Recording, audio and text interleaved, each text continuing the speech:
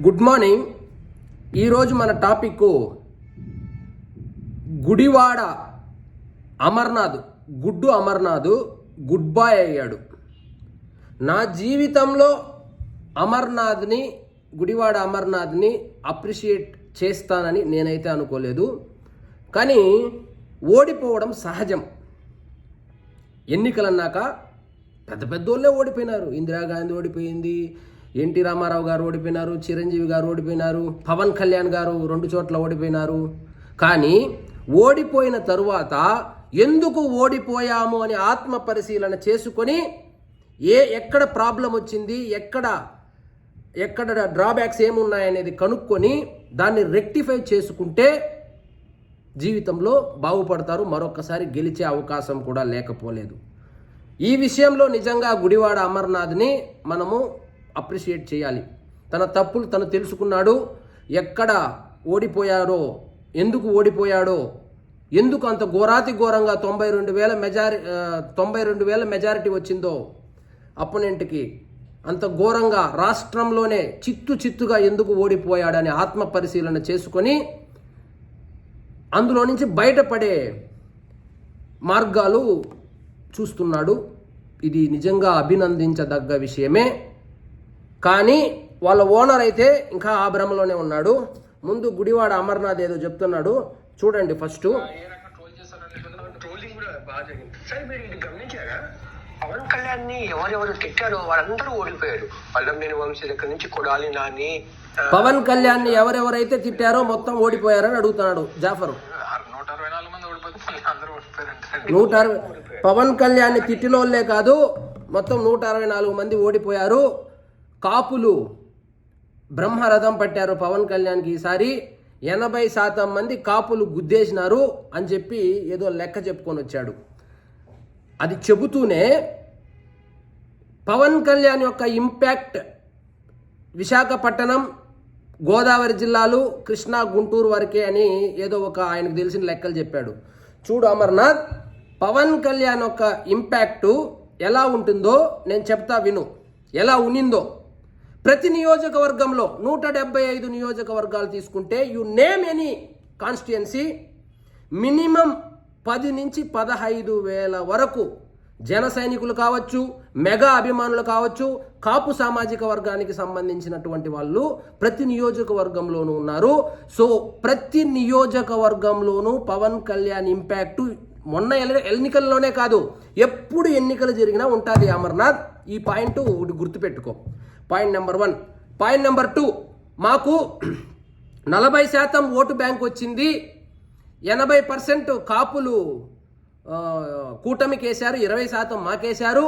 50% రెడ్లు అటు వేశారు, 50% మాకేశారు. కమ్మ సామాజిక వర్గం ఏమో వాళ్ళకేశారు. బీసీల్లో 60% అటు వేశారు, 40% ఇటు వేశారు. ఎస్సీల్లో 50-50 వేశారు అనేది ఏదో ఒక కుక్క లెక్క చెప్తా వచ్చినావు. చూడు అమర్నాథ్, మీకు వచ్చినటువంటి 40% ఓట్లు ఏ విధంగా వచ్చిందో నేను చెబుతాను, విను. ఈ వీడియో డౌన్లోడ్ చేసుకొని 10 సార్లు విను. 40% ఓటు బ్యాంకు వైఎస్ఆర్సీపీకి ఏ విధంగా వచ్చిందంటే, ఒక సీతారామాంజనేయులు, ఒక గున్ని, ఒక టాటా ఇలాంటి పోలీసులు ప్రతి జిల్లాలోనూ అధికారులుగా ఉండి, 151 మంది ఎమ్మెల్యేలు ప్రతిరోజు గడప గడపకు తిరిగి ప్రతి నియోజకవర్గానికి 50 కోట్ల రూపాయల వరకు ఖర్చు పెట్టి, దాదాపు 2 డజన్ల మంది మంత్రులు ఉండి, 30కి పైగా ఎంపీలు ఉండి, మొత్తం వ్యవస్థను చేతిలో పెట్టుకొని 2,50,000 పైచిలుకు వాలంటీర్లను ఇంటింటికి పంపించి, మీరు ఓట్లు వేయకపోతే, జగనన్న ఇంకొకసారి రాకపోతే మీకు పథకాలు ఆగిపోతాయని బెదిరించి, భయపెట్టి 2-3 సామాజిక వర్గాలు అండదండలు ఉన్నప్పటికీ మనకు వచ్చింది 40%. కానీ వచ్చే ఎన్నికల్లో ఈ ఫెసిలిటీస్ ఉండదు. వచ్చే ఎన్నికల్లో గున్ని ఉండడు. వచ్చే ఎన్నికల్లో సీతారామాంజనేయులు ఉండడు. వచ్చే ఎన్నికల్లో కేంద్రం నుంచి మొన్న మీకు వాళ్ళు న్యూట్రల్గానే ఉన్నారు, సహకారం ఏమి అందించలేదనుకో, న్యూట్రల్గా ఉన్నారు. ఇటువంటి ఫెసిలిటీస్ ఉండవు గుడివాడ అమర్నాథ్. కాబట్టి ఆ 40% అనేటువంటి హ్యాంగ్ ఓవర్ నుంచి బయటకు వస్తే ఎలాగో మార్పు చెందుతూ ఉండవు కాబట్టి బాగుపడతావు. 40% లేదు ఓటు బ్యాంకు.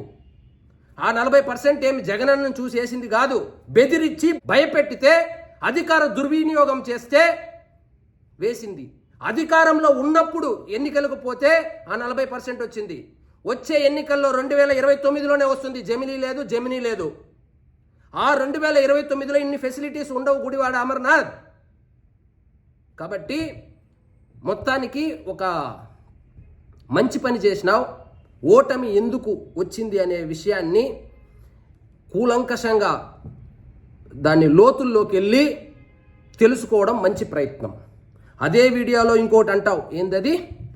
కాపులు పవన్ కళ్యాణ్ని ఓన్ చేసుకున్నారు, కానీ అధికారం వచ్చిన తర్వాత కాపులు ఆయన నుంచి దూరం అయ్యే ప్రయత్నం చేస్తున్నారు, వచ్చి మా వైఎస్ఆర్సీపీకి సపోర్ట్ చేస్తారు అన్నట్లు చెప్పుకొని వస్తున్నాం. చూడు అమర్నాథ్, పవన్ కళ్యాణ్ పార్టీ పెట్టింది కాపులు కాదు. కాపులు ఓన్ చేసుకున్నారా లేదా అనేది పక్కన పెడితే ఏమంటావు? అధికారులకు, కాపుకు సామాజిక వర్గానికి చెందినటువంటి అధికారులకు అదేందో పదోన్నతులు లేదా ట్రాన్స్ఫర్లు ఇలాంటివి చేయడం లేదు. 175 నియోజకవర్గ కీలక శాఖలు చేతిలో పెట్టుకొని 175 నియోజకవర్గాలకు సంబంధించినటువంటి ఎమ్మెల్యేలకు అందుబాటులో లేడు అని చెప్పుకొచ్చావు. ఒక ఓఎస్డీ అని ఉంటాడు, ఒక పిఏ అని ఉంటాడు, ఒక సెక్రటరీ అని ఉంటాడు. ఆయన్ని పోయి కలవాలా 175 మంది నియోజకవర్గానికి సంబంధించినటువంటి ఎమ్మెల్యేలు. ప్రతిరోజు పవన్ కళ్యాణ్ 175 నియోజకవర్గాలకు సంబంధించినటువంటి ఎమ్మెల్యేలతో సాయంత్రం కూర్చొని మందు సిట్టింగ్ వేసేదానికి కాదు.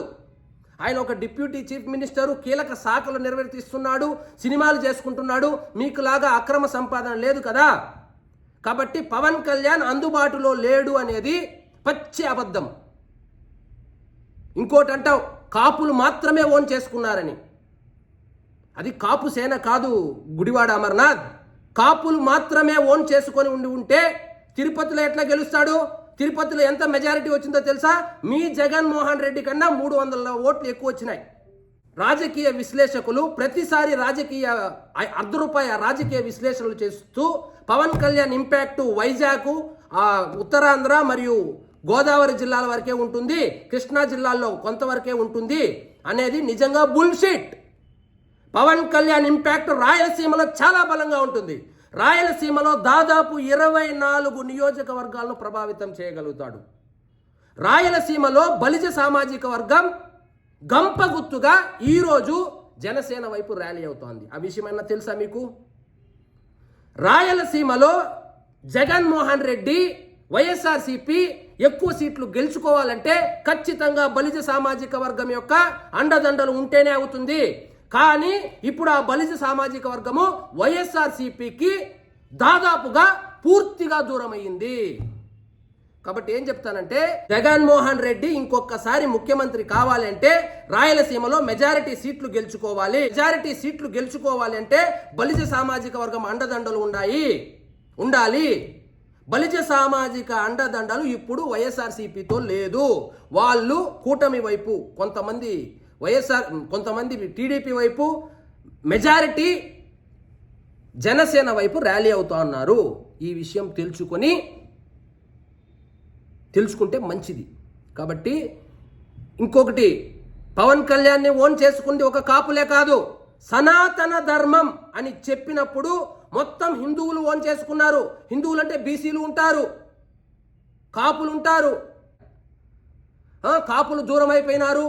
ఇంకా నేను ఒకటి చెప్తాను చూడండి, కాపులకు ఉన్నటువంటి ఏకైక ఆప్షన్ పవన్ కళ్యాణ్. కాపు సామాజిక వర్గంలో ఎవరైనా గోదావరి జిల్లాల నుంచి, శ్రీకాకుళం నుంచి చిత్తూరు వరకు ఎవరైనా ఢిల్లీకి వెళ్ళి ఒక్కటే రోజు 5 మంది మంత్రులను, ఉపరాష్ట్రపతిని, ప్రధానమంత్రిని కలిసే కెపాసిటీ ఉండేవాళ్ళు ఉన్నారా? 2 కేంద్ర మంత్రులను కలిసే కెపాసిటీ అన్న ఎవరికైనా ఉందా? లేదు. అంత కెపాసిటీ ఉన్నవాడు, కాపుల్లో ముఖ్యమంత్రి కాగలిగినటువంటి ఏకైక వ్యక్తి పవన్ కళ్యాణే, మిస్టర్ గుడివాడ అమర్నాథ్. కాబట్టి నేను ఏం చెప్తానంటే, సగం నేర్చుకోవద్దు, ఫుల్లుగా నేర్చుకో. ఈసారి వీడియో లెంత్ ఎక్కువైపోతుంది. ఉంటా మరి, బాయ్.